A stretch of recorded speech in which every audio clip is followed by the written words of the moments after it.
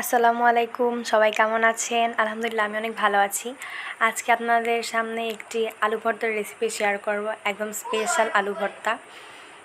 সবাই তো অনেকেই অনেকভাবে আলু ভর্তা খেয়ে থাকেন। আজকে দেখেন আমি অন্য একটি স্টাইল আলু ভর্তা করছি। এর জন্য আমি প্রেসার কুকারে আলুগুলো প্রথমে সিদ্ধ করে নিয়েছি। তারপরে গরম পানিটা ফেলে দিয়ে আমি ঠান্ডা পানি দিয়ে ঠান্ডা করে নিব। আমার আলুটা কিন্তু ঠান্ডা হয়ে গেছে। এ পর্যায়ে আমি আলুগুলো ছুলে নিব।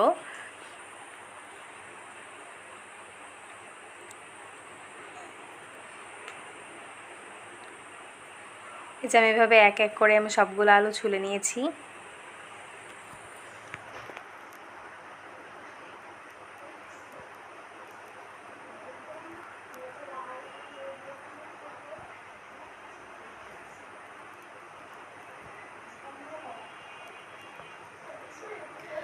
আসলে ঘরে যে ধরনের খাবারই থাকুক না কেন, যে ধরনের তরকারি রান্না করা হোক না কেন, ভর্তা দিয়ে খেলে অনেকটা তৃপ্তি পাওয়া যায়। এই যে আমার আলুগুলো সব ছুলে নেওয়া হয়ে গেছে। তারপর আমি পেঁয়াজ, রসুন, শুকনো মরিচ এবং আমার গাছের বিলেতি ধনে পাতা নিয়ে নিয়েছি। তারপরে চুলায় কড়াই দিয়ে দিলাম, তেল দিয়ে দিয়েছি। আমরা সরিষার তেল ব্যবহার করি, এই কারণে সরিষার তেল দিয়ে কিছু রান্না করতে গেলে কিন্তু ফেনা উপরে উঠে আসে, আর রান্নাটা খুব মজা হয়। এখন শুকনো মরিচগুলো দিয়ে দিলাম, ভাজতে হবে। ভাজার পরে চিলি ফ্লেক্সটা বের করে নেব।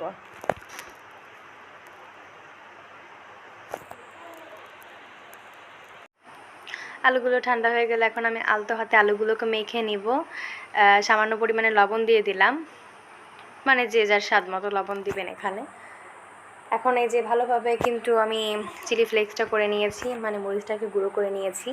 তারপরে আলুগুলোকে খুব ভালোভাবে আলতো হাতে ম্যাশ করে নিচ্ছি। এমনভাবে এগুলোকে মাখাতে হবে যেন ভিতরে কোনো প্রকারের দানা আলু না থাকে, তাহলেই কিন্তু আপনার এই ভর্তাটা খেতে খুব দারুণ হবে। তারপরে আমি চুলাটা জ্বালিয়ে দিলাম। এখন যে তেলে মরিচ ভেজেছিলাম সেখানে আরও কিছু পরিমাণ তেল আমি অ্যাড করে দিলাম। তার মধ্যে আমি কুচনো পেঁয়াজ, রসুন এগুলো দিয়ে দিচ্ছি। এখন এটাকে কিন্তু খুব বাদামি কালার করে ভাজতে হবে। পেঁয়াজ বেরেস্তা আপনারা যেভাবে করেন ঠিক সেভাবে পেঁয়াজ আর রসুনকে একদম মচমচা করে তেলের উপরে ভাজা করতে হবে। দেখতেই পাচ্ছেন আপনারা, আমি আস্তে আস্তে করে ভেজে নিচ্ছি, এটা যেন পুড়ে না যায়। পুড়ে গেলে কিন্তু আপনার ভর্তার কালারটা একদম নষ্ট হয়ে যাবে। সেই ক্ষেত্রে এটাকে কোনোভাবে পুড়তে দেওয়া যাবে না, অনবরত নেড়ে নেড়ে এটাকে একদম মুচমুচা করতে হবে, হালকা ব্রাউন কালার করতে হবে।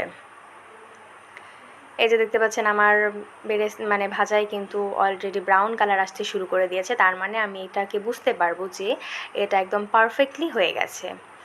তারপরে কিন্তু পারফেক্টলি হয়ে যাওয়ার পরে এর মধ্যে আমি আগে থেকে যেখানে আলু, মরিচ, লবণ এগুলো মাখিয়ে রেখেছিলাম সেই মিশ্রণটাকে আমি দিয়ে দিয়েছি। এখন এটাকে খুব ভালোভাবে মিক্সড করে নিতে হবে। এই যে দেখতে পাচ্ছেন আপনারা আমি কিভাবে মিক্সড করছি আস্তে আস্তে করে। আমি কিন্তু চুলার আঁচটা লো ফ্লেমে রেখে এটাকে নাড়তেছি। এটাকে কিন্তু একদম ভাজা ভাজা করতে হবে, তবেই কিন্তু খেতে টেস্ট আসবে। এই যে আমার মতো আপনারা আস্তে আস্তে করে নেড়ে নেড়ে এটাকে ভাজা করতে থাকুন। তারপরে আমি ধনেপাতাগুলো দিয়ে দিলাম। ধনেপাতা যদি দেওয়া হয় তাহলে কিন্তু ভর্তার টেস্টটা আরও দ্বিগুণ হয়ে যায়, আর ঘ্রাণটাও অনেক ভালো লাগে। এই যে এবারে কিছু সময় আমি এটাকে নেড়ে নেব যাতে করে ধনেপাতাটা সিদ্ধ হয়ে যায়। এই যে দেখতে পাচ্ছেন আমার ভর্তা কিন্তু একদম পারফেক্ট হয়ে গেছে। এই যে দেখেন, মানে এটা দেখলেই কিন্তু খেতে ইচ্ছে করে, এত সুন্দর ভর্তা। আমাদের বাসায় সবাই ভর্তা খুব পছন্দ করে। আর আপনারা কে কোথা থেকে দেখছেন প্লিজ কমেন্টস করে জানাবেন, এবং এরকম ভর্তা আপনারা আগে খেয়েছেন কিনা সেটা কমেন্টস করে জানাবেন। ভালো থাকবেন সবাই, আল্লাহ হাফেজ।